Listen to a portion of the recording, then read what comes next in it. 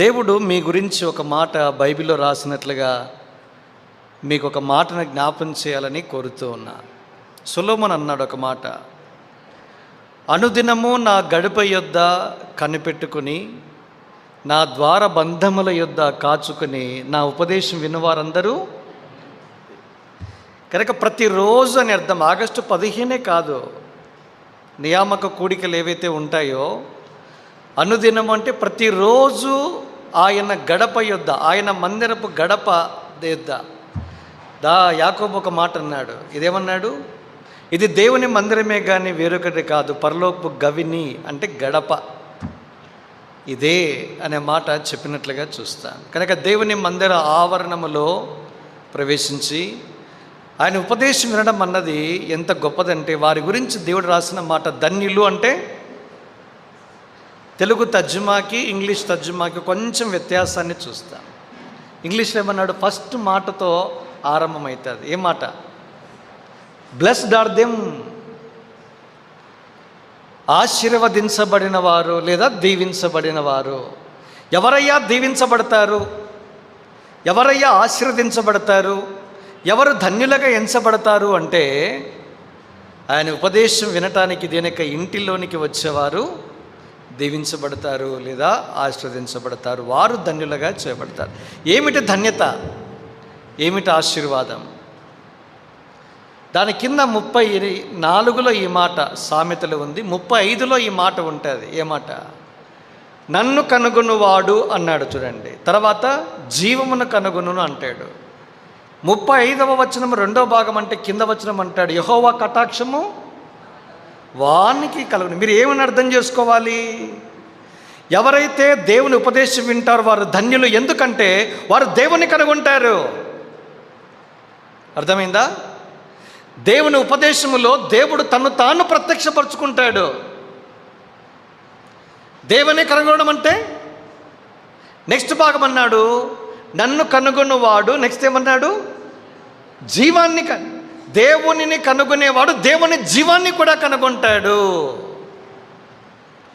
ఆశ్చర్యంగా లేదా? దేవుని జీవం ఎప్పుడు ప్రవహిస్తుంది? మనమందరము ఒకప్పుడు దేవుని జీవము లేనివారం. ఒక మాట అన్నాడు, అద్భుతంగా రాశాడు. ఎక్కడ?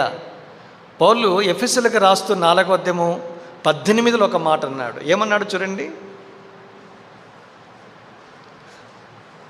వారైతే అంధకారమైన మనస్సు కలిగిన వారై దేవుని వలన కలుగు జీవములో నుండి వేరుపడ్డారు. వేరుపరచబడిన వారు. దేవుని జీవంలో నుంచి వేరైపోవడము. దేవుని జీవంలో నుంచి వేరకైతే ఏమవుతుంది? దాని సైడ్ ఎఫెక్ట్స్ ఎలా ఉంటాయంటే, వారైతే అంధకారమైన మనస్సు, తర్వాత హృదయము కఠినము. మనస్సేమో అంధకారమే, డార్కెన్డ్ మైండ్ అన్నాడు చూడండి. హృదయం ఏమవుతుంది? Hardness of heart. హృదయం కఠినమవుతుంది. ఎవరికి ఇది? దేవుని జీవము లేని వారి జీవితాల్లో. మనకందరికీ ఒకప్పుడు ఇలాగే ఉండే. మన మనస్సు అంధకారమైంది, అందుకే గుడ్డితనం వచ్చింది. అందుకే పౌలు అద్భుతంగా రాశారు 2 కొరింథీ 4:4లో, ఈ యుగ సంబంధమైన దేవత వారి మనోనేత్రాలకు ఏం కలిగించింది? గుడ్డితనం. ఒకప్పుడు మనమంతా గుడ్డోళ్ళమే. సాక్ష్యం చెప్పాలంటే ఏం చెప్పాలి? ఒకప్పుడు నేను గుడ్డివాణిగా ఉంటేనే, ఇప్పుడైతే క్రీస్తునందు దృష్టి కలిగి చూచుచూ ఉన్న, అది సాక్ష్యం. హృదయం కఠినమవుతుంది. కనుక నా అంశం ఏంటంటే, దేవుని జీవంలో నుంచి వేరైపోయారు. మనకైతే దేవుని మందిరానికి వచ్చి ఆయన ఉపదేశాన్ని వింటే ధన్యత ఏంటంటే ఆయననే కనుగొంటాం. అంతేకాదు ఆయన జీవాన్ని కనుగొనడం వితిన్ బ్రాకెట్స్ పొందుకుంటాం. కిందికి వచ్చేసరికి అన్నాడు, అలాంటి వాడు యెహోవా చేత కటాక్షము పొందుతాడు. దేవునికి కటాక్షము. కటాక్షం అంటే పేరు కటాక్షమ్మ. అర్థం ఏంటి? ఉన్నారా లేదా?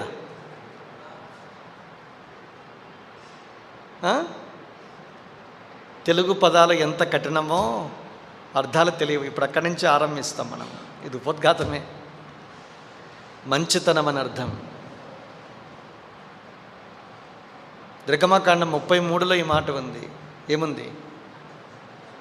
అయ్యా నా ఎడల నీ కటాక్షము కనపరచు అంటే దేవుడు ఏమన్నాడు కింద? నా మంచితనము అంత కటాక్షం అంటే మంచితనం.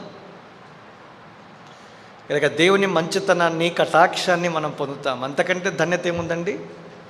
ఇలాంటి వెలుగులో ఈ దినం మీరు చేసిన తీర్మానము, దేవునికి ఇంటికి వచ్చి ఆయన ఉపదేశము, వాక్యము, సందేశము వినాలని తీర్మానించుకున్నారు. మీరు ఎంత ధన్యులుగా మార్చబడతారంటే మీరు దేవుణ్ణి కనుగొంటారు, దేవుని జీవాన్ని పొందుకుంటారు, దేవుని మంచితనాన్ని మీరు అనుభవిస్తారు. ఇలాంటి మూడంతల ఆశీర్వాదానికి ఇక్కడ కూర్చున్న ప్రతి ఒక్కరిని, ఇంక్లూడింగ్ మైసెల్ఫ్, నాకు కూడా దేవుడు మనకందరికీ కూడా సర్వ సమృద్ధిగా అనుభవించినట్లు సమృద్ధి అయిన కృప అనుగ్రహించునుగాక. రండి మనమందరము కలిసి మనం ఎంచుకున్న శీర్షిక భాగాన్ని ప్రార్థనాపూర్వకంగా బిగ్గరగా స్పష్టంగా చదువుదాం. Book of Isaiah chapter 41 and reading all together versus 41 and 10 please.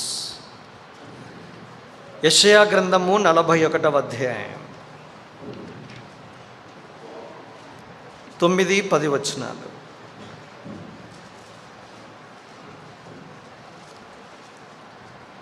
భూదిగంతముల నుండి నేను పట్టుకొని దాని కొనల నుండి పిలుచుకొనిన వాడా, నీవు నా దాసుడవనియు నేను నిన్ను ఉపేక్షింపక ఏర్పరచుకొంటిననియు నేను నీతో చెప్పి ఉన్నాను, నీకు తోడై ఉన్నాను. భయపడకుము, నేను నీ దేవుడినై ఉన్నాను. దిగులు పడకము, నేను నిన్ను బలపరుచును. నీకు సహాయము చేయవాడను నేనే. నీతియను నా దక్షిణ హస్తముతో నిన్ను ఆదుకొందును. నేను నిన్ను ఏర్పరచుకుంటుని. కింద రాయబడిన మాట భయపడకము. ఇది 9లో ఇంగ్లీష్లో ఐ హ్యావ్ చూజన్ ది. తర్వాత అన్నాడు కింద దౌ షల్ట్ నాట్, ఏముంది ఇంగ్లీష్లో రాశాడా? ఫియర్ దౌ నాట్, భయపడకము. ప్రభు ఈ వాక్య భాగాన్ని మన వెనికిడిలో నిత్యత్వము కొరకై ఆశీర్వదించినట్లు ప్రభు సాయం కొరకై ప్రార్థనలో ప్రవేశిద్దామంది. మోకాలు ఉంచగలిగిన వారు మోకాలు ఉంచండి.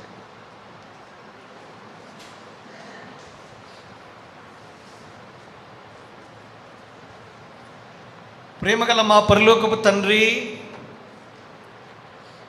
యేసుక్రీస్తు ప్రభువారి అతి శ్రేష్టమైన, అసమానమైన, అద్వితీయమైన నామమున కృతజ్ఞతాస్తుతులు చెల్లించుచు నీ మందిరపు గుమ్మముల గుండా కర్మేలు ప్రార్థనా మందిరపు ఆవరణములో ప్రవేశించి రావటానికి మాకు మీరు అనుగ్రహించిన ఈ ధన్యకరమైన ధారాళమైన ప్రవేశాన్ని బట్టి మా తలలు వంచి మిమ్మల్ని ఆరాధిస్తూ ఉన్నాం.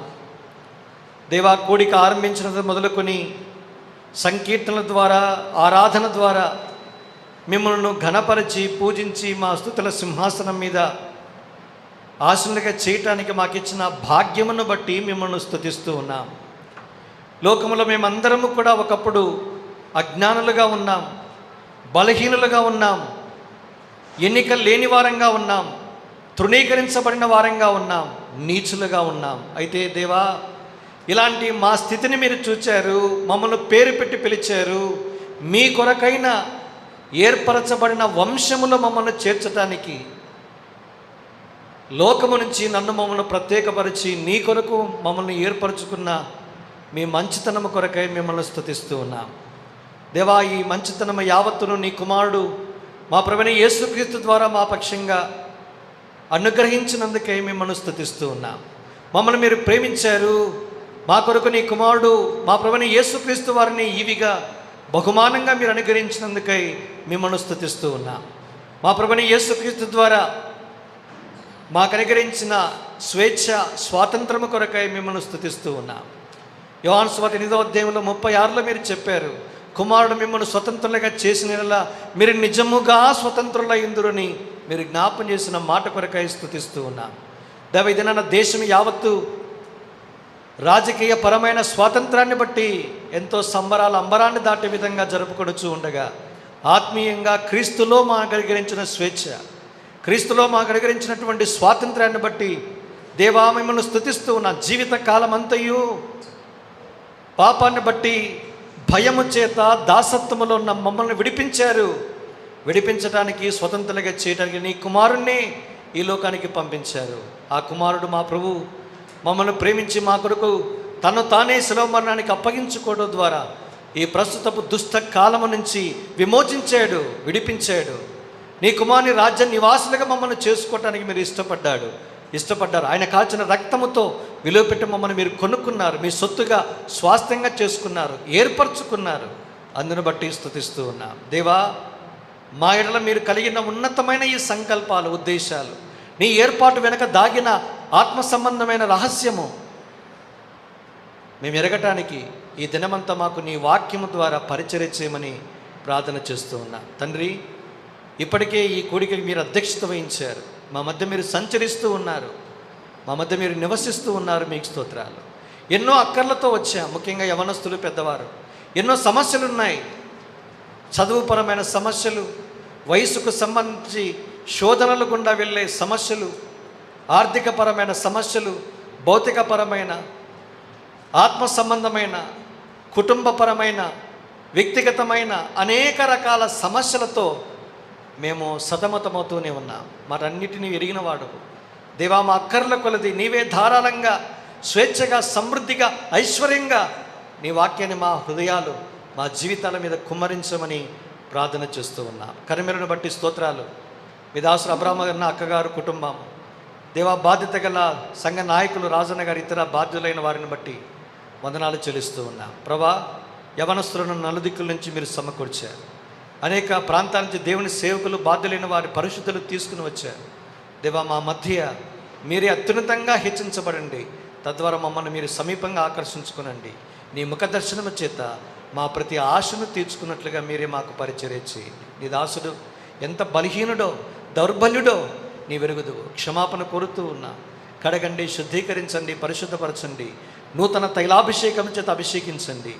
నీ ప్రజల క్షేమము, రక్షణ కొరకు, నీ కుమార్తెల నీ నామ ఘనత కొరకు మాత్రమే నన్ను మరొకసారి జ్ఞాపం చేసుకుని హస్తాలు బలపరచమని కోరుకుంటూ, మాకు కాదే హోవా, మాకు కాదు, నీ కృపా సత్తులను బట్టి మీ నామునికి మహిమను ఆరోపిస్తూ ప్రార్థన ఆలకించినందుకే స్తుతించి, మేము అడిగేదానికంటే, ఊహించేదానికంటే అత్యధికంగా చేయ శక్తి కలిగిన యేసుక్రీస్తు ప్రభువారి అమూల్య నామమున స్తుతించి ప్రార్థిస్తున్నాము తండ్రి. ఆమేన్.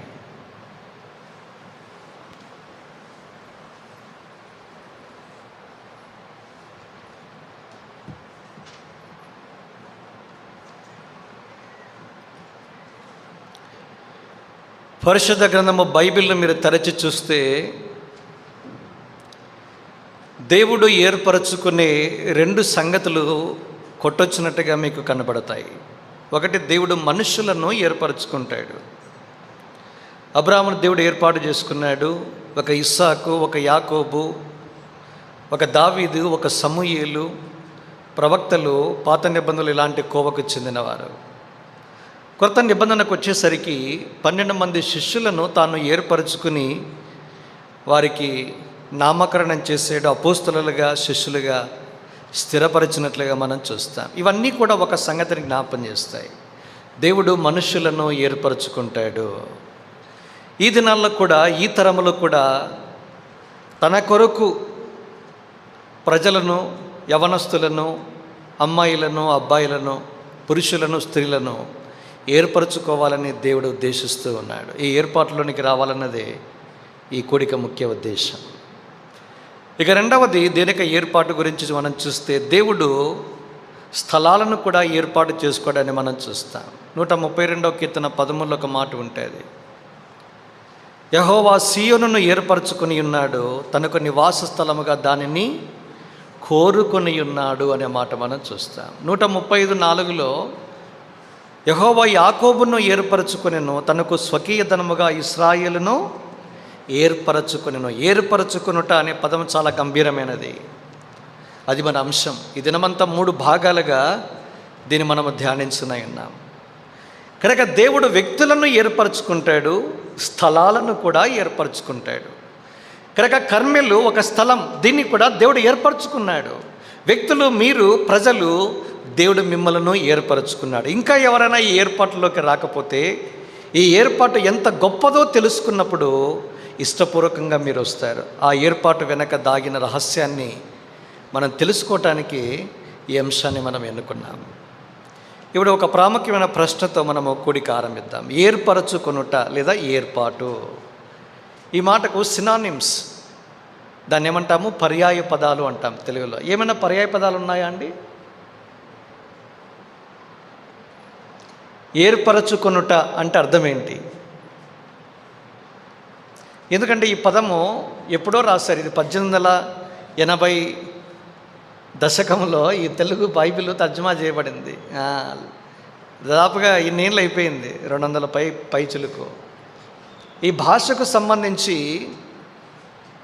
అర్థాలు చాలా మారిపోతూ వస్తాయి. ఇప్పుడు ఆ పదాలు వాడనులే.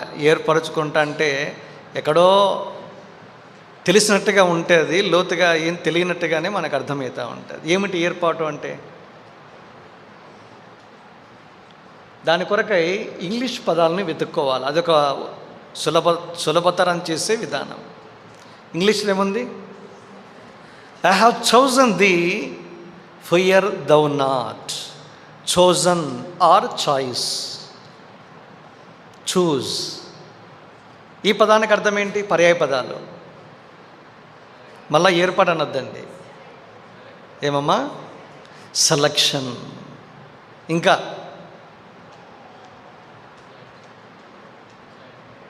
ఏమండి?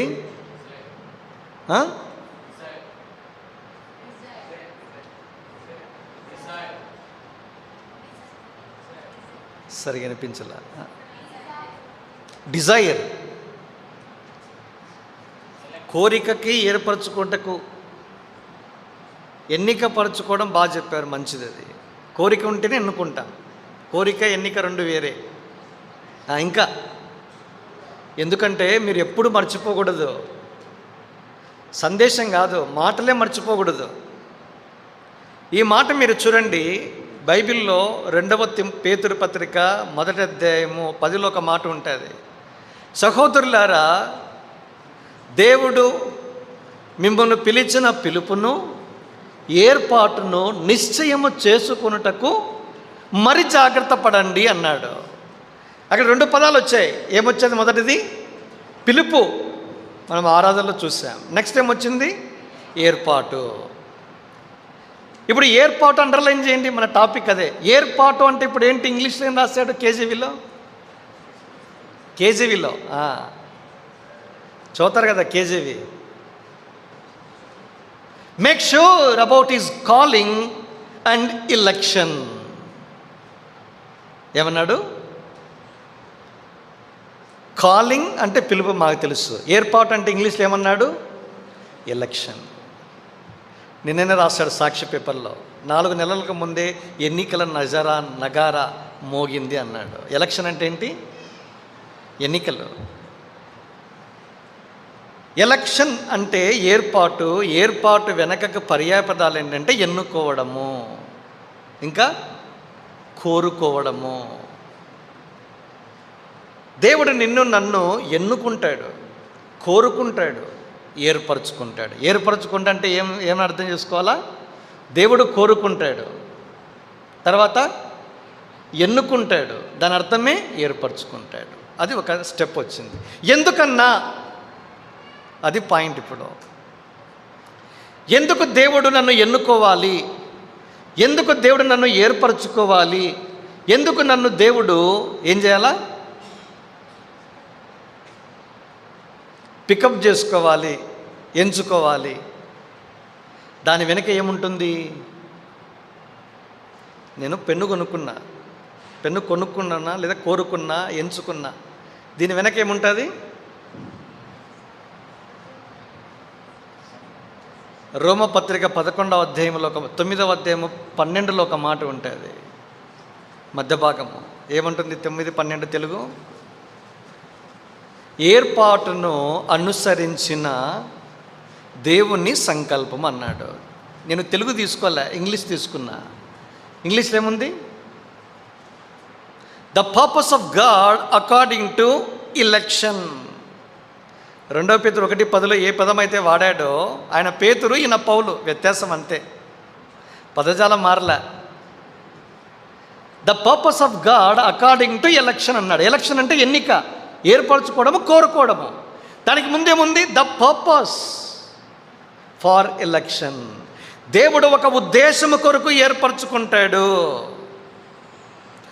ఏర్పాటును అనుసరిస్తూ ఏముంటుంది? దేవునికి ఒక సంకల్పం ఉంటుంది. సంకల్పాన్ని తెలుగులో ఇంకొక పదం ఏమన్నాం?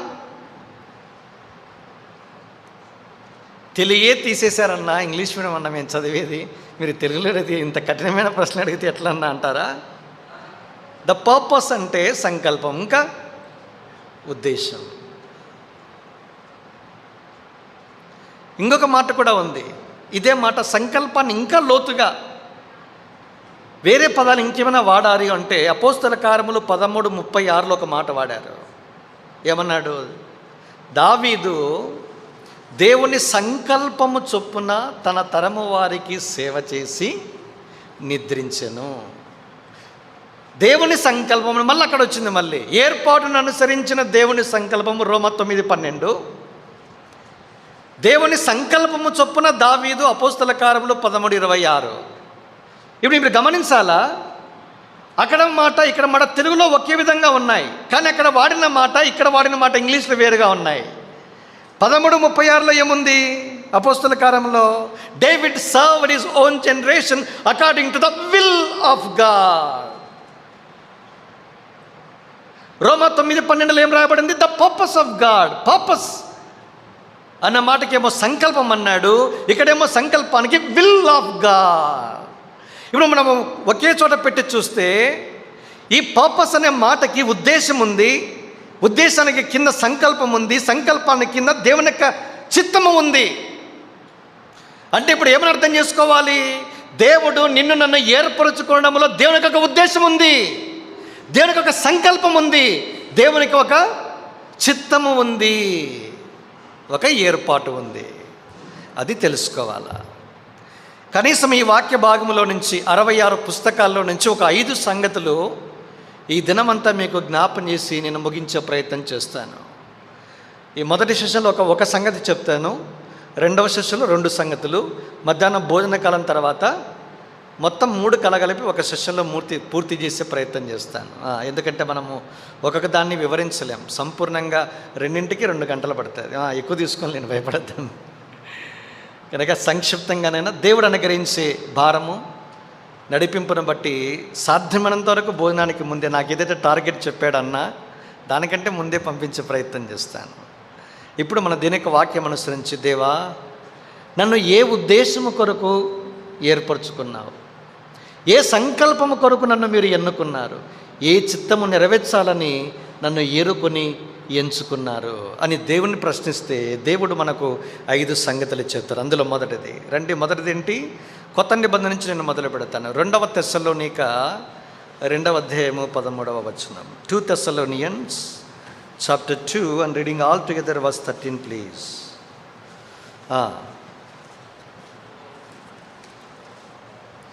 ప్రభు వలన ప్రేమింపబడిన సహోదరులారా, ఆత్మ మిమ్మును పరిశుద్ధ పరచుట వలనను మీరు సత్యమును నమ్ముట వలనను రక్షణ పొందుటకు దేవుడు ఆది నుండి మిమ్మును రక్షణ పొందుటకు దేవుడు ఆది నుండి మిమ్మును ఏర్పరచుకొనెను. నేను ఇంగ్లీష్లో ఒక స్టేట్మెంట్ ఇస్తాను, ఇదే పదాలు అన్ని ఎస్తోనే వస్తాయి, నిమనిక్స్ అంటాం వీటిని. మీరు బైబిల్లో దేవుని యొక్క మందిరంలో చక్కగా నేర్చుకుంటే మీకు ప్రజెంటేషన్ స్కిల్స్ పెరుగుతాయి. ఎక్కడ? ఎగ్జామినేషన్లో. సెలక్షన్ అన్నాం దాన్ని, ఎలక్షన్ బదులు సెలక్షన్ పెట్టాం, ఎంచుకోవడం.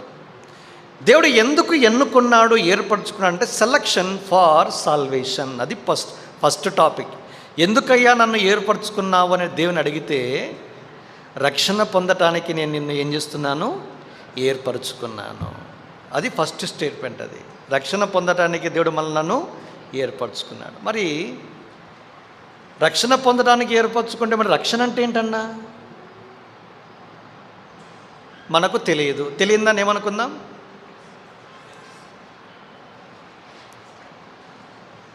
యూత్ మీటింగ్ కదా,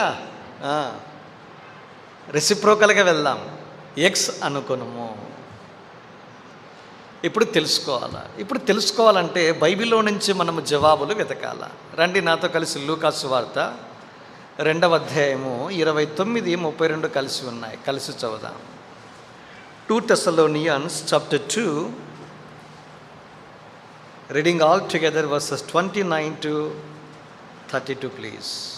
ఒకరు చదవండి, లేకుంటే బాగా గమనించండి ఇతరులు, వేరే వాళ్ళు బిగ్గరగా చదివే వాళ్ళు చదవండి, ఇతరులు వినండి.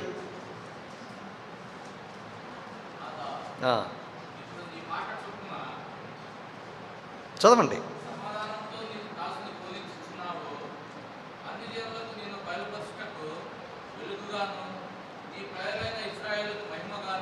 ఇక్కడి నుంచి గమనించండి.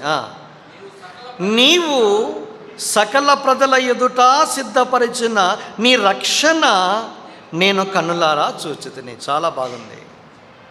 సందర్భం ఏంటి? ఎవరి గురించి మాట్లాడుతున్నారు? దీన్ని తెలుగులో వ్యాకరణంలో, గ్రామర్లో ఏమంటాం? దీన్ని సమాసాలు అంటాం. Not Hyderabad samosa, of course. సమాసం అంటే ఎవరు చెప్పారు, ఎందుకు చెప్పారు, ఎప్పుడు చెప్పారు, ఎవరి గురించి చెప్పారు, ఏమని చెప్పారు. ఇది తెలుగు అంటే. The beauty of Telugu language. Telugu అనే మన మాతృభాషకున్న మాధుర్యం అది.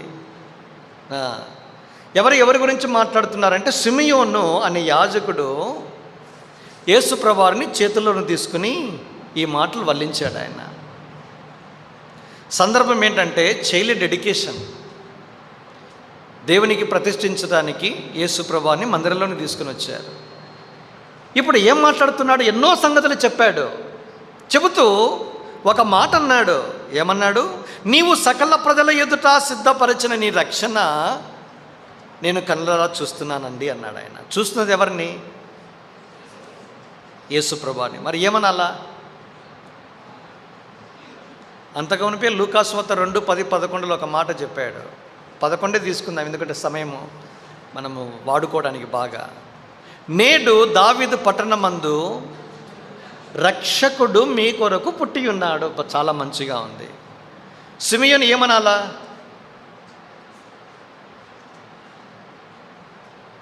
సరే, ఇంకొక ప్రశ్న ఇస్తాను మీకు. ఇవన్నీ మీకు అక్కర్లేదు, ఎందుకంటే మీకు వెల్వర్స్డ్, మీకు బాగా తెలిసివి. రక్షణ కనబడుతుందా, వినబడుతుందా? ఎవరికైనా కనిపించింది ఎక్కడ? మరి సిమియోను ఏంటి ఇట్లా మాట్లాడుతున్నాడు? ఏమని? నీ రక్షణ నేను కళ్ళరా చూస్తున్నానండి అన్నాడు. చూసేది ఎవరిని? యేసు ప్రభువాని. మాట్లాడేది ఏమని? రక్షణను చూస్తున్నానండి అన్నాడు. వాస్తవానికి ఏం రాయాలా? అయ్యా, నువ్వు సకల ప్రజల ఎదుట సిద్ధపరచిన నీ రక్షకుడు. సకల ప్రజల ఎదుట అండర్లైన్ చేయండి. ఈ మాట ఎక్కడ చెప్పబడింది? దేవదూతలు ప్రకటించారు. ఏమని? 2:10 ఇదిగో సకల జనులకు కలగబో మహా సంతోషకరమైన శుభవర్తమానం ఇది. సకల జనుల కొరకు ఒక రక్షకుడు పుట్టాడు. ఆయనే యేసుక్రీస్తు ప్రభువారు. ఇప్పుడు సకల ప్రజల ఎదుట నువ్వు సిద్ధపరిచిన రక్షకుణ్ణి నేను కనులారా చూస్తున్నానయ్యా అనాలా? కానీ ఏం మాట్లాడుతున్నాడు? రక్షణను కనులారా చూస్తున్నా అంటే రక్షణ అంటే ఏమని అర్థం చేసుకోవాలా?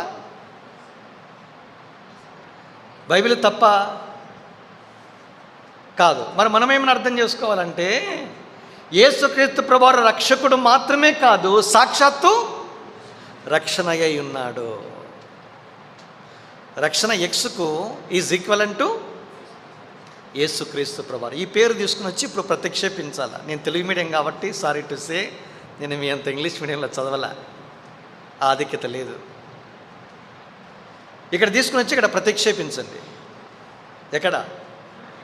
2 తెస్సలోనిక 2:13. ఇప్పుడు చదవండి. దేవుడు యేసు క్రీస్తు ప్రభువును పొందుటకు ఆది నుండి దేవుడు మిమ్మును ఏర్పరచుకొనెను. చూసారా ఎంత అద్భుతంగా ఉందో? రక్షణ పొందుటకు దేవుడు ఏర్పరచుకున్నాడు. రక్షణ అంటే సాక్షాత్తు యేసుక్రీస్తు ప్రభువారే. లూకా 2:32 ప్రకారం, ఆ లెక్క ప్రకారము ఇక్కడ కూర్చున్న ప్రతి మనిషి చేరుకొనవలసిన, పొందవలసిన ఒకే ఒక వ్యక్తి ఎవరంటే ఆయన యేసు. యేసు ప్రభువారిని పొందటానికే దేవుడు నిన్ను నన్ను ఏం చేశాడంట? భూమి మీద ఏర్పరచుకుంటున్నాడు. కానీ మనమేమంటాం?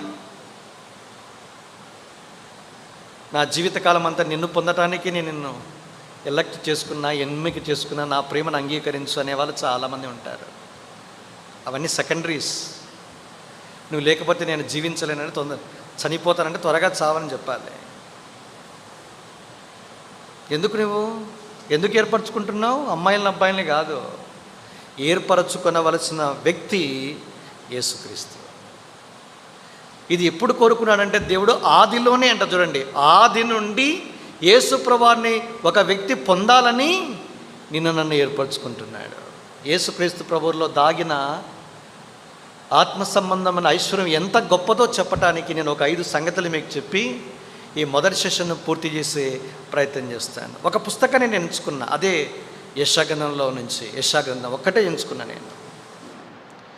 యెషయా గ్రంథంలోనికి తొంగి చూస్తే రక్షణ అనే పదాన్ని మీరు వెతుక్కుంటూ వెళితే మొదటి అధ్యాయం నుంచి 66 వరకు 28 సార్లు మీకు కనిపిస్తుంది. నేను సాల్వేషన్ మాత్రమే చెప్తున్నా, నాట్ సేవ్డ్ ఆ పదం ఎన్నుకోవడంలా. యెషయా నుంచి దానియేలు గ్రంథం వరకు 5 పుస్తకాలు ఉన్నాయి.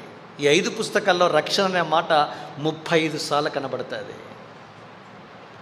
35 సార్లలో ఒక్క యెషయా గ్రంథంలోనే 28 సార్లు మనకు కనిపిస్తుంది. అంటే రక్షణ ఔన్నత్యాన్ని తెలియజేసే పుస్తకమే యెషయా గ్రంథం. ఈ యెషయా గ్రంథంలో నుంచి ఒక 5 తలంపులు రక్షణలో దాగిన ఆత్మ సంబంధమైన ఐశ్వర్యం. భక్సింగ్ గారు గత మాసం, ఏ మాసం అది?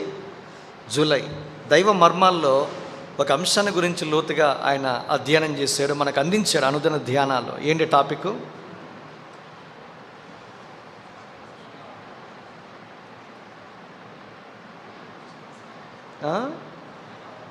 నలబది పర్వత శిఖరాలు.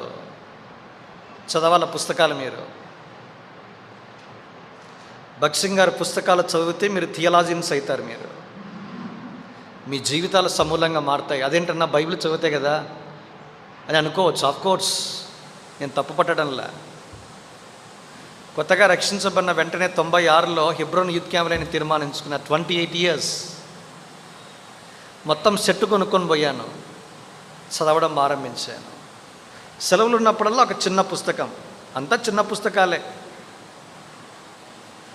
మరలా కొన్ని ఏళ్ళకు చదువుతూ ఉంటే ఎంతో ఆత్మీయంగా ఉజ్జీవింపబడి అనేకమైన సంగతులు ఆయన చెప్పి ముగించేశాడు.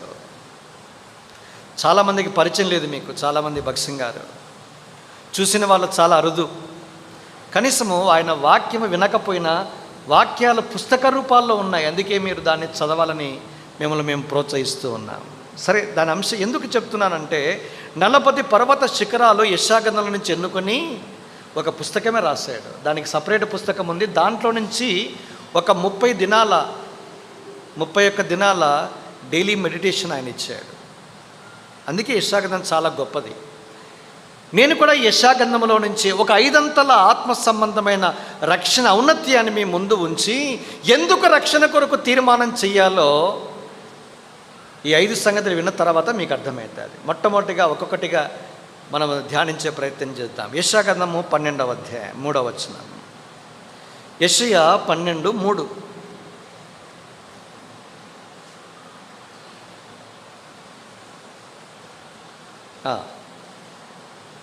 కావున మీరు ఆనందపడి రక్షణాధారములైన బావులలో నుండి నీళ్లు చేదుకొందురు. మీరు బాగా గమనించారు లేదో, బైబిల్లో కొన్ని పదాలను అర్థం చేసుకోవటానికి అలంకార రూపంగా కొన్ని సఫిక్స్ కానీ ప్రిఫిక్స్ కానీ జోడించారు. రక్షణ గురించి తెలుసుకోవాలంటే ఇక్కడ ఏమన్నాడు? సఫిక్స్ అన్నాడు. తెలుగులో సఫిక్స్ ప్రిఫిక్స్ తెలుసు కదా, మళ్ళీ తెలియనట్టుగా అనుకోవద్దండి. రక్షణార్థమైన బావులు, రక్షణ గురించి లోతుగా తెలుసుకోవాలంటే బావుల దగ్గరికి రావండి అన్నాడు ఆయన. ఏం నేర్పిస్తాయి బావులు అన్నాడు? బావుల్లో నుంచి నీళ్లు చేదుకుంటారన్నాడు. ఒక మనిషి దప్పిక కొంటే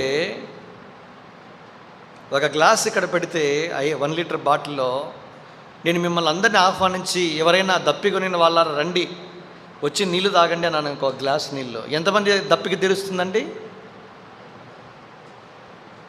ఒకరు కనిష్టం, గరిష్టంగా 2. రక్షణ అనే ఈ అంతస్తులో 3 మెట్లు ఉన్నాయి. మొదటిది పాత్ర, అది గ్లాస్.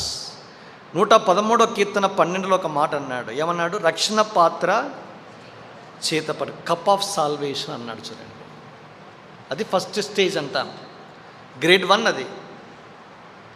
2వ స్థాయి ఏంటంటే వెల్స్ ఆఫ్ సాల్వేషన్ అన్నాడు. చూడండి, యెషయా 12వ అధ్యాయం 3వ వచనం.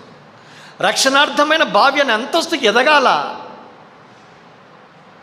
రక్షించబడ్డామని చెబుతాము, ఏళ్ళు గడుస్తూ ఉంటాయి. ఎంతసేపు రక్షణ పాత్ర చేబుని నా హృదయపూర్వక స్తుతి ఆరాధనకి సమర్పిస్తున్నానని అంటాం. పాత్రగా తీసేయండి. పాత్ర ఎక్కడికి రావాలా? బావి దగ్గర రావాలా. బావి ఎంతమంది దప్పికి తీరుస్తుంది? ఒక గ్రామంలో గద్వాల్లో ఒక బావి ఉంటే ఆ బావి కొన్ని రోజులు, నెలలు, వారాలు, సంవత్సరాల తరబడి దప్పికి తీరుస్తుంది. మనకు మున్సిపాలిటీ వాటర్ వచ్చింది, అది వేరే సంగతి. ఒకప్పుడు లేదు ఇది. ఒక గ్రామంలో 10,000, 20,000 మంది జనాభా ఉంటే ఒక బావి దప్పిక తీరుస్తూ ఉంది. రక్షించబడిన విశ్వాసిగా ఉంటే దేవుడు నిన్ను ఇలాంటి అంతస్తులకు హెచ్చించాలని కోరుతూ ఉన్నాడు. నీ దగ్గరకు వచ్చి అనేకులు ఒక బావిలో నీళ్లు చేదుకున్నట్టుగా నీలో నుంచి దీని యొక్క వాక్యాన్ని చేదుకుంటారు. వాక్యాన్ని నీళ్ళతో పోల్చబడింది. ఎఫెసీ 5:20లో చూస్తాం. వాక్యం అనే ఉదకం అంటే నీళ్ళు. నువ్వు ప్రార్థన చేస్తే, ఆరాధన చేస్తే, ప్రసంగం చేస్తే, ఉపదేశం చేస్తే, ఆలోచన చెబితే అనేకులు నీ ద్వారా దప్పిక తీర్చుకుంటారు. వారి అక్కలు తీర్చబడతాయి, ఆదరించబడతారు, ప్రోత్సహించబడతారు, బలపరచబడతారు, ఆత్మీయంగా అంతకంతకు నవీనపరచబడతారు. ఈ అంతస్తుకు రావాలి. అది దేవుని అభిలాష. అందుకే ఈ స్టేట్మెంట్ దగ్గర నేను ఆగి, ఈ రక్షణార్థమైన బావి దేని జ్ఞాపం చేస్తుంది? The wells of salvation speak of satisfaction. సంతృప్తిని జ్ఞాపం చేస్తుంది. రక్షణలో సంతృప్తి ఉంది. అది పాయింట్ నెంబర్ 1. రక్షణకు వెలుపట సంతృప్తి లేదు. చదువు ఉంది, డబ్బులున్నాయి. ఈ దినాలు అందరికీ ఫ్యాట్ సాలరీసే. ఎవరైనా అడుగు, సాఫ్ట్వేర్ ఇంజనీరు ఒక 2-3 ఏళ్ళు అయిపోతే ఎంత నీ శాలరీ అక్క అంటే 1,00,000, తక్కువ లేకుండా. అరే, క్యాంపస్ సెలక్షన్స్లో సెలెక్ట్ అయిన వానికి 21 ఏళ్ళకి 30,000, 50,000 ఇస్తున్నారు. ఇంకా 4th ఇయర్ కాకమునిపే 3rd ఇయర్కే 3 ఏళ్ళు 5 ఏళ్ళు చేసే సమయానికి 1,00,000, 2, 3. మళ్ళీ పేపర్లో వేస్తాను, ఐఐటి బాంబే, మద్రాసు నుంచి వచ్చిన వానికి 1 కోటి రూపాయల వార్షిక వేతనము. కళ్ళు చెదిరే ప్యాకేజెస్ అన్నీ ఉన్నాయి, కానీ ఏం లేదు, సంతృప్తి లేదన్నా. ఎందుకు లేదు? మీరు చూడండి, ఆనందము, సంతృప్తి 2 కలిసి వెళ్తాయి. ముందు ఏమన్నాడు? 12:3లో ఆనందము అన్నాడు. చూడండి, తర్వాత రక్షణార్థమైన భావి, సంతృప్తి. ఆనందము నీ నా జీవితంలో దేవుడు ఇవ్వాలి అంటే ఆనందానికి అవరోధాలు మన జీవితాల్లో ఉన్నాయి. మన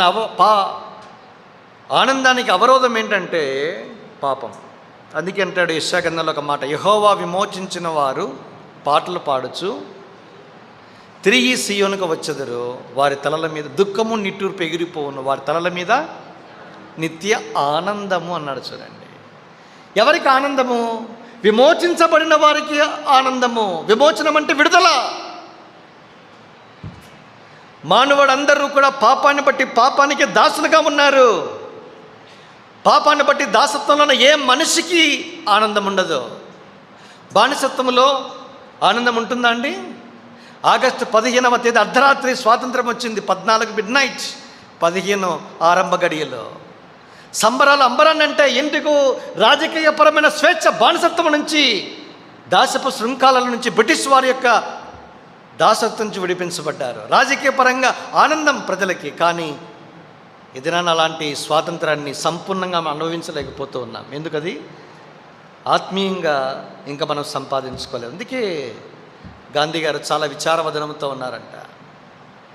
పరిగెత్తుకుని వెళ్ళి చెప్పాడు, అయ్యా బ్రిటిష్ వారు వెళ్ళిపోతూ ఉన్నారు, మనకి స్వాతంత్రం ఇచ్చి వెళ్ళిపోతున్నారు, ఇంతకంటే అద్భుతమైన గడి ఏమైనా ఉంది, కానీ మీరు ఎందుకో నిరాశలో కొంచెం దుఃఖంలో బాధలో ఉన్నారు. ఏంటండి కారణం అంటే అన్నాడు ఆయన, స్వాతంత్రం ఎప్పుడు వచ్చింది అని నేను అనుకుంటానంటే అన్నాడు ఆయన. మొదలుపెట్టాడు. ఎప్పుడంట? అర్ధరాత్రి, నడి రాత్రి, అర్ధరాత్రి ఒక యవనస్తురాలు, ఒక అమ్మాయి, ఒక స్త్రీ ఆభరణాలు ధరించుకొని తన ఇంటి నుంచి ఏ స్థలానికి అయితే వెళ్ళాలనుకుంటుంది అక్కడికి ఎలాంటి ఆటంకము లేకుండా క్షేమంగా సురక్షితంగా ఇంటికి చేరుతుందో అప్పుడే నా దేశానికి స్వాతంత్రం వచ్చినట్టుగా నేను పరిగణిస్తాను అన్నాడు ఆయన. అన్నాడు, నేను అనలే. మరి ఆయన ప్రకారం ఏమైనా స్వాతంత్రం వచ్చిందా అండి? కానీ దాన్ని కప్పేస్తాం మనం. స్త్రీల మానాలను మాత్రము విప్పేస్తాము, ఈ పదాలను కప్పిస్తాము. స్వాతంత్రం వచ్చిందంటూ డీపీ మార్చాలంట ఆయన చెప్తాడు పెద్ద ఆయన. కానీ లోబడాల్సిందే. ఏం మారిస్తే పోతే ఏముంది? ఏమైనా 80 రోజులు మాట్లాడినటువంటి వాడు డీపీల గురించి మాట్లాడతాడు. హాస్యాస్పదం ఇవి. కానీ అంగీకరించాలి. కొన్ని మంచివి చేయమని చెప్పినప్పుడు మంచివి చేస్తాం. అతను చేయని దాని గురించి మనం మాట్లాడుతూనే చేయమని చెప్పే మంచి విషయాలు మనం చేయాల్సింది. ఎందుకంటే దేశంలో ఉన్నాం మనం, part and parcel of the nation. దేశంలో భాగస్వాములం మనం. ఎందుకు చెప్తున్నానంటే విడుదల, విమోచన, పాపము నుంచి యేసు నిన్ను నన్ను విడిపించాడు. క్రీస్తు ఈ స్వాతంత్రం అనుగ్రహించాడు కనుక మీరు మరలా దాస్యమును కాడి కింద చిక్కుకోవద్దు. బానిసత్వములో ఆనందం ఉండదు, దుఃఖం ఉంటుంది. అందుకే దుఃఖము నిట్టూర్పు ఎగిరిపోతుంది. విమోచించిన వారి జీవితాల్లో తల మీద నిత్యము ఆనందం ఉంటుంది. కనుక ఎవరి జీవితాల్లో పాపానికి విడుదల, విమోచన సంపాదించుకుంటారో, విడిపించబడతారో వారి జీవితాల ఆనందం ఉంటుంది. అంత మాత్రమే కాదు, సంతృప్తి ఉంటుంది. పాపం నుంచి విడిపించే ఒకే ఒక వ్యక్తి ఆయనే యేసుక్రీస్తు ప్రభువారు. యేసుక్రీస్తు ద్వారా మాత్రమే నీకు నాకు పాపము నుంచి విడుదల, విమోచన, స్వాతంత్రము, స్వేచ్ఛ. అప్పుడు మాత్రమే నీకు నాకు ఆనందము, అప్పుడు మాత్రమే నీకు నాకు సంతృప్తి. యేసు ప్రభువారు అనే ఈ రక్షణకు వెలపట ఆనందము లేదు, యేసుక్రీస్తు ప్రభువారికి వెలపట సంతృప్తి లేదు. మరి ఆనందము తాత్కాలికంగా ఉంటుంది, మళ్ళీ అది కూడా బైబిల్ సమర్థిస్తుంది. యోబు 20వ అధ్యాయం 4వ వచనంలో ఏం మాట్లాడతాడు? భక్తిహీనులు కలుగు సంతోషము ఒక నిమిషము ఉంటుంది, దుష్టులకు విజయము కొద్ది కాలం ఉంటుంది. భక్తిహీనతలో కూడా సంతోషం ఉంది, బైబిల్ చెప్తుంది. కానీ ఒక్క నిమిషమే. సిగరెట్ తాగేంత వరకే సంతోషము, కానీ తర్వాత వ్యసనముగా మారుతుంది. ఆ వ్యాధి నీకు నయము కాని జబ్బుగా మారుతుంది, చంపి నిన్ను నరకానికి తీసుకెళ్తుంది. ఎంతమంది పొగాకు టబాకో తాగేవాళ్ళు తాగే సిగరెట్ ప్యాక్ మీద కూడా ఉంటుంది, కానీ తాగుతారు. తాగేంత వరకు బాగా ఉంటుంది, తర్వాత నిరాశ. సినిమా చూసేంత వరకు సంతోషం, ఆనందం, తర్వాత నిస్పృహ. ఓ యవనస్తుడా, యవన సహోదరి, జీవితంలో పాపానికి నువ్వు బానిసగా, దాసునిగా ఉంటే నీ జీవితంలో ఎంత మాత్రమో ఆనందము, సంతృప్తి ఉండదు. యేసు ప్రభువారు అనుగ్రహించే ఈ స్వేచ్ఛ, ఈ ఆనందము, ఈ సంతృప్తిని పొందడానికి దేవుని ఆహ్వానిస్తూ ఉన్నాడు. ఈ రక్షణ ఔన్నత్యములో సంతృప్తి, ఆనందం ఉంది. రండి, ఈ ఆనందాన్ని, సంతృప్తాన్ని అనుభవించండి. ఇది పాయింట్ నెంబర్ 1. ఇది మొదటిది. రెండవది ఏంటి? రెండో భాగం దగ్గరికి వస్తాను చూడండి. యెషయా గ్రంథము 26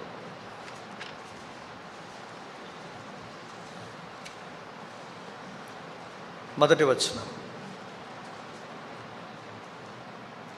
ఆ దినమున యూదా దేశంలో జనులు ఈ కీర్తన పాడుదురు, బలమైన పట్టణం ఒకటి మనకున్నది, రక్షణను దానికి ప్రాకారములుగాను బురుజులుగాను ఆయన నియమించి ఉన్నాడు. రక్షణను దానికి ప్రాకారము. చాలా, అంతవరకు ఆగుదాం. ఇంకో మాటలు చెప్పాలంటే రక్షణ ప్రాకారము, వాల్ ఆఫ్ సాల్వేషన్. ప్రాకారం అంటే మళ్ళీ ఇది అనుకోవద్దండి. ప్రాకారానికి ఏమన్నాడు తెలుగులో? తెలుగు ప్రాకారం, ఇంగ్లీష్లో వాల్ ఆఫ్ సాల్వేషన్. గోడ, ప్రాకారం. గోడ దేని జ్ఞాపం చేస్తుంది? రివర్స్, మామూలు గోడ. ప్రాకారం ఉందని, కర్మెలకు ప్రాకారం ఉందా? ఏం జ్ఞాపం చేస్తుంది? రోడ్డు నుంచి వచ్చాను నేను, రోడ్డుకు అవతల, ప్రాకారానికి అవతల రోడ్డు ఉంది. రోడ్డును వేరు చేస్తూ ప్రాకారం ఉంది, అంతేనా? ప్రాకారం అంటే గోడ ఉంది. ప్రాకారము లేదా గోడ ఏం జ్ఞాపం చేస్తుంది? సేఫ్టీ. Very good. భద్రత. చాలా సంతోషం. ఇంకా ప్రాథమికమైనది చెప్పండి.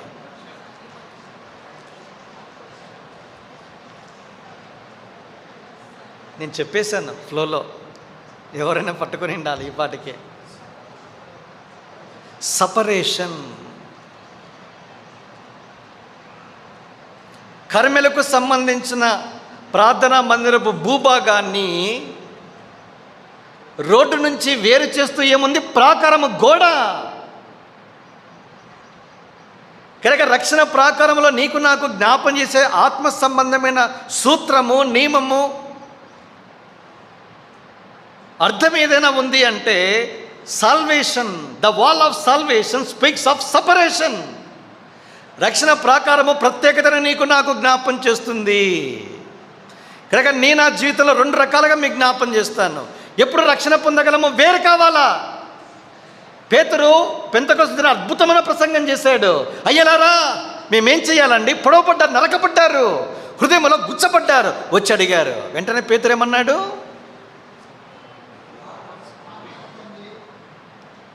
మూర్ఖులుగా ఈ తరం వారికి వేరై రక్షణ పొందుడి. వేరై, అది నా అంశం. ఇప్పుడు రక్షణ ఎలా పొందగలము? వేరు కావాలా? లోకము నుంచి వేరు కావాలా? మీరు జీవగలిగిన దేవుని సేవించాలంటే విగ్రహాలను విడిచిపెట్టాలా? 1 తెస్సలోనికై 1:10 ఈ మాట మనం చూస్తాం. దేవుని వైపు తిరిగితే దేవుడే నీకు నాకు సాయం చేస్తాడు. కనుక దేవుని దగ్గరికి వచ్చే వారి జీవితాల్లో దేవుడు ఈ రక్షణ ద్వారా ఒక ప్రత్యేకమైన వ్యక్తిగా నిన్ను నన్ను వేరు చేస్తాడు. లోకానికి సంబంధించిన వారిగా ఉండద్దండి. లోకంలో ఉన్న వారంతా మూర్ఖులకు, ఈ తరము మూర్ఖులుగా ఉండద్దండి అన్నాడు. మూర్ఖులు అంటే కింద ఫుట్నోట్లు ఏముంది? చూడకుండా చెప్పాలా? వంకర. మనమంతా వంకర. మన పితరుడెవరు?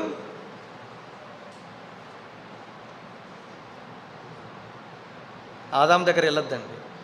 యేసు ప్రభువు చెప్పాడు. ఏమన్నాడు? మీరు మీ తండ్రియగు అపవాది సంబంధులు అన్నాడు. చూడండి, అపవాది ఎలాంటి వాడు? బాప్తిస్మ ఇచ్చే యోహాను అగ్రెసివ్గా స్టేట్మెంట్ ఇచ్చాడు. బాప్తిస్మ పొందేదానికి వచ్చినప్పుడు ఏమన్నాడు? సర్ప సంతానమా, రాబో ఉగ్రత నుండి తప్పించుకోండికి మీకు బుద్ధి చెప్పిన వాడెవడు? సర్ప సంతానం అంటే సర్పం. సర్పం ఎట్లా వెళ్తుంది? హైవే మీద వెళ్ళినట్టుగా బాగా నిటారుగా వెళ్తుందా? వంకర. అందుకే అన్నాడు, మీరు మీ తండ్రియకు అపవాది వంకర జీవితం అంతా, లైఫ్ అంతా వంకరే అండి. యేసు ప్రభువారి దగ్గరికి రాకపోతే, ఈ రక్షణ దగ్గర నీ జీవితాన్ని సమర్పించుకోనకపోతే వంకర జీవితమే ఉంటుంది. వంకర బుద్ధులు, వంకర అలవాట్లు, వంకర చూపు, వంకర నడక, వంకర మాట, సమస్తము వంకరే. అందుకే అన్నాడు, మూర్ఖులకు అంటే వంకరైన ఈ తరము నుంచి వేరుగా వద్దు. ఈ జనముతో నాశనం కావద్దు. రక్షణకి అందుబాటులో ఉంది. ఈ తరములో దేవుడు నిన్ను నన్ను ఏర్పరచుకోవటానికి ఈ వేరు చేస్తూ ఉన్నాడు, ప్రత్యేకిస్తూ ఉన్నాడు. అందుకే వేరు కావాలా? అందుకే మీరు చూడండి, దేవుడు ఎక్కడి నుంచి ఏర్పరచుకున్నాడు? యోహాను సువార్త 15:19 ఒక మాట ఉంది. దేవుడు నేను మిమ్మును, యేసుప్రభువు అంటున్న మాట, నేను మిమ్మును లోకములో నుండి, ఏం పదం అండి, లోకం అంటే మూర్ఖులకు ఈ తరం, ఇలాంటి వారి నుంచి దేవుడు నిన్ను నన్ను ఏర్పరచుకుంటున్నాడు. నా ప్రియ సహోదరి సహోదరుడా, వంకర జీవితాన్ని మార్చగలిగే శక్తి రక్షణకు ఉంది. ఆ రక్షణే సాక్షాత్ యేసుప్రభువారు. జీవితము ఎంత దుర్భరంగా ఉన్నా, భయంకరంగా ఉన్నా, చెడు వ్యసనాల చేత వాసన కంపు కొడుతూ ఉన్న మార్చగల శక్తి యేసుప్రభువారికి ఉంది. రా, ఈ రక్షణ నీకే. నేను లోకం నుంచి వేరు చేస్తుంది, దేవుని కొరకు ప్రత్యేకిస్తుంది. వంకర జీవితానికి సమాధి చెయ్యి. ప్రాకారము ప్రత్యేకతను నీకు నాకు జ్ఞాపం చేస్తుంది. కనుక wall of salvation speaks of separation. మొదటిదేంటి? Wells of salvation speak of satisfaction. Wall of salvation speaks of separation. Point number 3, వేగంగా వెళ్తాను, రండి నాతో కలిసి. యెషయా గ్రంథము 59వ అధ్యాయం 17. Isaiah 59 and verse 17. నీతిని కవచముగా ఆయన ధరించుకొనెను, రక్షణను తల మీద శిరస్త్రాణముగా ధరించుకొను. రక్షణ శిరస్త్రాణము అన్నాడండి. శిరస్త్రాణం అంటే కేజీవి, హెల్మెట్ ఆఫ్ సాల్వేషన్. హెల్మెట్ అంటే శిరస్త్రాణము, తెలుగు తర్జుమా. కనుక రక్షణ శిరస్త్రాణం అంటే హెల్మెట్ ఆఫ్ సాల్వేషన్. దేనికి జ్ఞాపం చేస్తుంది?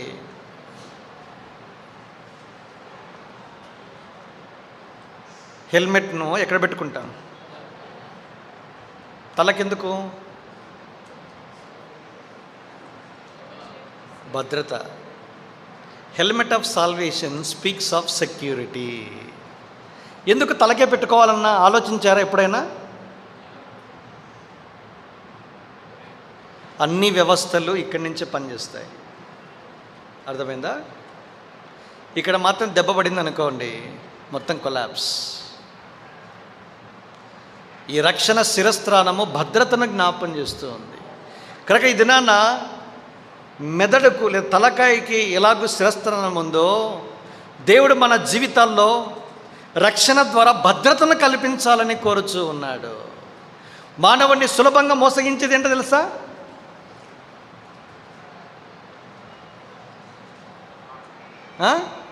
హృదయం.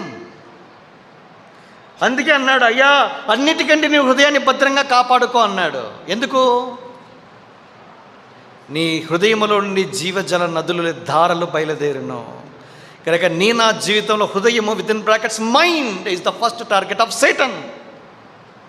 అపవాది చేతిలో బలమైన ఆయుధం మన మీద దాడి చేసే ఏదైనా ఉందని మనస్సు మీద, హృదయం మీద దాడి చేస్తాడు. అందుకే 2 కొరింథీ పత్రిక 11:3 ఒక మాట అన్నాడు, సర్పము తన కుయుక్తి చేత అవ్వను మోసపరిచినట్లు మీ హృదయములను మోసపరచి. చూసావా? హృదయాన్ని మోసం చేస్తుంది. హృదయాన్ని మోసగించేవాడు అపవాది. మన మనస్సే, మన హృదయమే మనల్ని మోసగిస్తుంది. ఎందుకు? హృదయం అన్నిటికంటే మోసకరమైనది, ఘోరమైన అది. మన హృదయం మనల్ని మోసం చేస్తుంది. అతను అలాగే చెప్పుకుంటా ఉంటాడు, నువ్వు ఏమాత్రం తగ్గద్దు, ఏమాత్రము. ఎందుకు? యవనస్తుడు ఇంకా జీవితం నవ్వించాలిరా నువ్వు. ఏదో లాస్ట్కి వచ్చి ముసలోడైతే రిటైర్మెంట్ అయినప్పుడు అనుకోవాలి దేవుడు, క్రీస్తు, దయ్యమని. అప్పుడే ఎందుకురా యవనస్తుడివి? జీవితానికి భద్రత లేదు. కర్నూలులో నెహెమ్యా అనేవాడు, మరణానికి మర్యాద లేదు, మరణము చెప్పి రాదన్నాడు ఆయన. మరణానికి పెద్దవాడే, చిన్నవాడే, చదువుకున్నవాడే, చదువులేనివాడే, ఏం మర్యాద ఉండదు. మరణము చెప్పి రాదు. భద్రత లేదు మనిషికి. అయితే ప్రభుకు స్తోత్రం, రక్షణలో నీకు నాకు భద్రత, యేసు ప్రభువారిలో నీకు నాకు భద్రత. ఎందుకంటే రక్షణనే యేసుక్రీస్తు ప్రభువారు నీ కొరకు నా కొరకు ప్రాణం పెట్టినంతగా చనిపోయాడు. ఆయన జీవము నీలో నాలో ప్రవహించడం ద్వారా మనం ఏదైనా కళ్ళు మూస్తే పరలోకంలో ఏం చేస్తాము? కళ్ళు తెరుస్తాం. అందుకే అన్నాడు, మరణాన్ని నిద్ర అన్నాడు. అంతే. నిద్రపోయిన వాడు తిరిగి లేస్తాడా? లేడా? అంతే. క్రీస్తులో నీకు నాకు భద్రత, రక్షణలో నీకు నాకు భద్రత. లైఫ్కి గ్యారంటీ లేదు. ఆరిపోయే దీపాలం. అందుకే ఎల్ఐసి ఎంబ్లం ఏముంటుంది? జీవన జ్యోతి అని ఉంటుంది. అదొక పథకమా? ఉంది ఇంకా. నేను అన్నీ ఉన్నవే చెప్తున్నా. ఎందుకు? ఆరిపోయే దీపానికి మేమే భరోసా అని, మీ ప్రాణాలకి. అది కూడా ఇవ్వలేదు.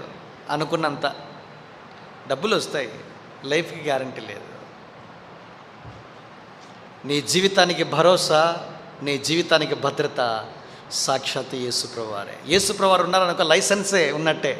ఏదైనా చేయొచ్చు, జీవితంలో ఏదైనా సంభవించని, ఎంతో తేలిగ్గా మరణాన్ని నువ్వు సులభంగా ఎదుర్కొనడానికి అవకాశం ఉంటుంది. అది నీవే ఎదుర్కొంటే మరణమే పారిపోతూ ఉంటుంది. అలాంటి భద్రత యేసు ప్రభువారిలోనే ఉంది. అది రక్షణ ద్వారానే దేవుడు నీకు ప్రసాదించగలడు. ఇది 4వ సంగతి. కనుక helmet of salvation speaks of security. 4వ సంగతి ఏంటి చూద్దాం. యెషయా 61:10 ముగించే ప్రయత్నం చేస్తాను. రండమ్మా, మధ్య భాగం చూడండి. ఆయన రక్షణ వస్త్రములను నాకు, గార్మెంట్స్ ఆఫ్ సాల్వేషన్. దేని గురించి మాట్లాడతాయి? గార్మెంట్స్ ఆఫ్ సాల్వేషన్ దేని గురించి మాట్లాడతాయి? వస్త్రాలు లేవు, దేని గురించి మాట్లాడుతుంది అది? నేకెడ్నెస్ ఆర్ దిగంబరత్వము. అది అవమానమా, సిగ్గా? మణిపూర్లో జరిగిన ఒక్క సంఘటనే దేశాన్ని కదిలింపజేసింది. అర్థమైందా? దేశానికి అవమానము, తలవంపులు, సిగ్గు, అవమానాన్ని తీసుకుని వచ్చిన సంఘటన అది. ఇది నా పాపాన్ని బట్టి నీకు అవమానము, సిగ్గు, దిగంబరత్వములో ఉన్నావు. అందుకే ఏం చేశారు వాళ్ళు? నువ్వు ఎప్పుడైతే నువ్వు తిన్నావో, ఆవిడనింది దిగంబరిగా ఉన్నానయ్యా, నీ స్వరాన్ని విన భయపడి దాక్కున్నా. ఎవరు చెప్పారు నీకు దిగంబరిగా ఉన్నావని? ఎప్పుడైతే జీవితంలో పాపం ప్రవేశించిందో మనం దిగంబరులము. అందుకే వారు సొంతంగా కుట్టుకున్నారు. అయితే ప్రభుకు స్తోత్రము. శాశ్వతంగా నీ దిగంబరత్వాన్ని కప్పివేసేవాడు యేసుక్రీస్తు ప్రభువారు. ఆయన నీ కొరకు, నా కొరకు అవమానకరమైన మరణాన్ని, శిలువ మరణాన్ని అనుభవించాడు. అర్ధనగ్నంగా కలవరి శిలువపై అవమానకరంగా 6 గంటల పాటు అనేకుల మధ్య, వచ్చిన సమాజం మధ్య, జనాల మధ్య ఆయన అలాగూ నిలబడిపోయాడు. ఎంతకింత అవమానకరమైన మరణం ఇది. నీ పాపాన్ని బట్టి దిగంబరత్వాన్ని కప్పటానికి యేసుక్రీస్తు ప్రభువారు అర్ధంగా దిగంబరిగా ఆయన చేయబడ్డాడు. నీ మానాన్ని కప్పటానికి, నీకున్న పాపాన్ని బట్టి కలిగిన సకలమైన దాన్ని కప్పి నిన్ను మనుషుల మధ్య లేదా పరలోకములో అద్భుతమైన వ్యక్తిగా చేయటానికి, ప్రశస్తమైన రక్షణ వస్త్రాలని కప్పటానికి తానే శిలువ మీద అలాగూ చేయబడ్డాడు. ఎంత గొప్ప క్రయము చెల్లించాడు. యేసుక్రీస్తు ప్రభువారు పొందిన ఈ శిలువ మరణాన్ని బట్టి నీకు, నాకు రక్షణ వస్త్రాలు కింద నాడు పరిశుద్ధమైన అలంకారం ఇది. అందుకే పరిశుద్ధమైన అలంకారాలు ధరించుకొని ఆయన ఎదుట సాగిలపడండి అన్నాడు. ఏ మనిషి అయినా దిగంబరిగా వచ్చి నేను కలుసుకుంటారండి? ఎవరైనా మా ఇంటికి ఎవరైనా వస్తే నేను దిగంబరిగా వచ్చి వందనాలన్నా అంటానా? అసహ్యం, రాలేను. గట్సు లేవు, సిగ్గు, అవమానం. పాపాన్ని బట్టి నువ్వు దిగంబరిగా ఉన్న నీవు పరిశుద్ధుడైన దేవుని సముఖంలో నిలబడగలవా? నిలబడలేవు. నీకు కూడా పరిశుద్ధమైన అలంకారం కావాలి. అందుకే రక్షణ వస్త్రాలు, నీతనే పైబట్ట, పరిశుద్ధమైన అలంకారాన్ని దేవుడు నీకు, నాకు ప్రసాదించాడు. ఈ రక్షణ వస్త్రాన్ని నీకు, నాకు అలంకరింప చేయటానికి తన పావన రక్తము చేత నీ కలిగిన మాలిన్యం అంతటినీ కూడా కడిగి శుద్ధీకరించి పరిశుద్ధపరిచాడు. ప్రశస్తమైన వస్త్రాల చేత అలంకరింపచేశాడు. నిన్ను చూసినప్పుడు లోకము యావత్తు కూడా ఏం చేస్తుంది? ఘనపరుస్తుంది. పరలోకమైతే ఆనందముతో, సంతోషముతో ఉవ్విళ్ళూరుతుంది. ఎంత గొప్ప ఆధిక్యత ఇది! ఒక ప్రధాన యాజకుడిగా ఉన్న యెహోషువ అపవిత్రపరచబడితేనే సాతాను వచ్చి ఫిర్యాదు చేస్తాడు. వెంటనే ఏమన్నాడు? మలిన వస్త్రాలు తొలగించు, ప్రశస్తమైన వస్త్రాల చేత అలంకరింపచేయి. తర్వాత నాడు నా సన్నిధిలో నిలిచే భాగ్యాన్ని ఇస్తానన్నాడు. 3:7 పేజీ సంఖ్య 778. రాబోయే ప్రపంచంలో, లోకములో, పరలోకంలో దేవుని సముఖం నిలిచే భాగ్యము దేవునికి ఇవ్వటానికి మలినమైన వస్త్రాలు తీసివేయబడ, దిగంబరత్వం కప్పివేయబడింది. ప్రశస్తమైన అలంకారం, రక్షణ వస్త్రాలు నీకు, నాకు దేవుడు కప్పాడు. ఈ వస్త్రాలు రక్షణలోనే అనుగ్రహించబడతాయి. రక్షణకు వెలపట దిగంబరత్వము, రక్షణలో అలంకారము. ఈ అలంకారం నీకొద్దా? ఇలాంటి అలంకారము కొరకు, అలంకారము లేనివాడుగా, సొగసు లేనివాడుగా, స్వరూపము లేనివాడుగా, మనుషులు చూచి అతను అపేక్షించినట్లుగా అందమే లేనివానిగా, అందవిహీనునిగా మార్చబడ్డాడు. ఇదిగో నీ కొరకు నా కొరకు ఆయన గాయపరచబడ్డాడు, నలగొట్టబడ్డాడు, ఆయన మనుషుల చేత తృణీకరించబడ్డాడు. వీడితను రక్షించాడు, తనకు తాను రక్షించుకొనలేడు. అవమానకరమైన శిలోమరణాన్ని పొందాడు. ఎందుకు ఇంత అవమానకరమైన శిలోమరణం?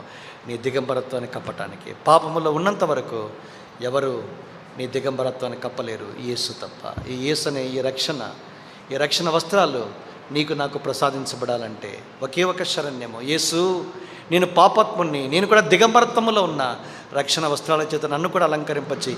నీతనే భయపడ్డ చేత నన్ను అలంకరింపచేయి. నువ్వు అనుకరించే ప్రశస్తమైన వస్త్రాల చేత నన్ను కూడా అలంకరింపచేయి. నీ బిడ్డగా, నీ కుమారుడిగా, కుమార్తెగా స్వీకరించు. ఇదిగో నేను ఇక్కడున్నా, నన్ను కూడా నీ కుమారుని రక్తంతో కడిగి శుద్ధీకరించు. ఈ ప్రార్థన నీ జీవిత పంతాన్ని మారుస్తుంది. రానున్న ప్రపంచానికి ఒక ఆశ్చర్యకరమైన ఆశీర్వాదంగా దేవుడు నిన్ను కూడా ఏర్పరచుకొని ఈ తరములో కూడా దావీదు వలె, ఒక అబ్రాహాము వలె, ఒక యాకోబు వలె నిన్ను కూడా దేవుడు చేసుకోవాలని ఇష్టపడుతూ ఉన్నాడు. తీర్మానం మీదే రండి, ప్రార్థన చేసుకుంటాం. మోకాళ్ళ మీదకి వద్దాం. ఒక్క నిమిషం మాటు మౌనంగా ఉందాం. కళ్ళు మూసుకునండి. చిన్నపిల్లలైనా, యవనస్తులైనా, పెద్దవారైనా ఎలాంటి మినహాయింపు లేదు. ఇక్కడ కూర్చున్న వారికి ఒక గొప్ప తరుణము దేవుడు మీకు ఇవ్వాలని కోరుచు ఉన్నాడు. నా కుమారుడా, నా కుమార్తె, పాపములో ఉన్న నీకు ఆనందము లేదు, సంతృప్తి అంతకన్నా లేదు. నేను నీకు ఇస్తాను. పాపాన్ని బట్టి నీ జీవితానికి భద్రత లేదు, రక్షణలో నేను నీకు ఇస్తాను.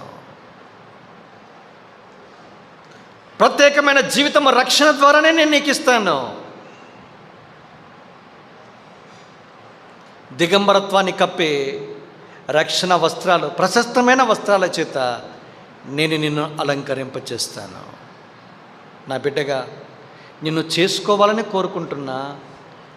పాపాన్ని బట్టి కలిగిన దిగంబరత్వాన్ని కప్పివేయటానికి నా వస్త్రాలు, రక్షణ వస్త్రాలు సిద్ధంగా ఉన్నాయి.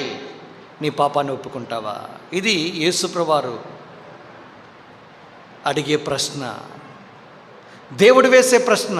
ఇక్కడ ఇంకా ఎవరైనా రక్షణ పొందకుండా, యేసుప్రభువారిని స్వీకరించకుండా, ఆయన ప్రభువుగా నీ జీవిత రాజుగా చేసుకునకుండా, నీ పాపాలకు క్షమాపణ లేకుండా అలాగే వెళ్ళిపోతూ ఉంటే ఇదొక తరుణం. నీకే ఈ కొడుకే. ఇక్కడ ఎవరైనా అలాంటి వారుగా ఉంటే, రక్షణ కావాలన్నా, యేసుప్రభువారు నాకు కావాలన్నా, నా పాపాన్ని యేసుప్రభువారి రక్తములో కడుక్కుంటాను, నా దిగంబరత్వాన్ని ఆయన అనుగ్రహించే రక్షణ వస్త్రాల చేత కప్పుకుంటానన్నా, నా కొరకు కూడా దయచేసి ప్రార్థించండి. మీ హృదయాల్లో మీరు ప్రార్థన చేసుకుంటే ఈ రక్షణ నీకు ఇవ్వడానికి దేవుడు సిద్ధంగా ఉన్నాడు. ఉన్నపాట, దేవా నేను పాపిని, నా పాపాన్ని పరిహరించు, యేసుప్రభువారి రక్తములో కడుగు, నన్ను కూడా నీ బిడ్డగా స్వీకరించి నీవిచ్చే వస్త్రాల చేత నన్ను అలంకరింపచేయి అని ప్రార్థిస్తే చాలు, దేవుడు ఈ రక్షణ నీకు ఉచితముగా నీకు అనుగ్రహించడానికి సిద్ధంగా ఉన్నాడు. అలాంటి వారు ఎవరైనా ఉంటే,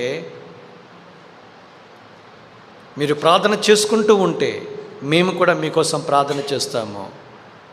సహాయకరంగా మీ కుడి చేతిని పైకెత్తి చూయించండి, మీకోసం మేము ప్రార్థన చేస్తాము.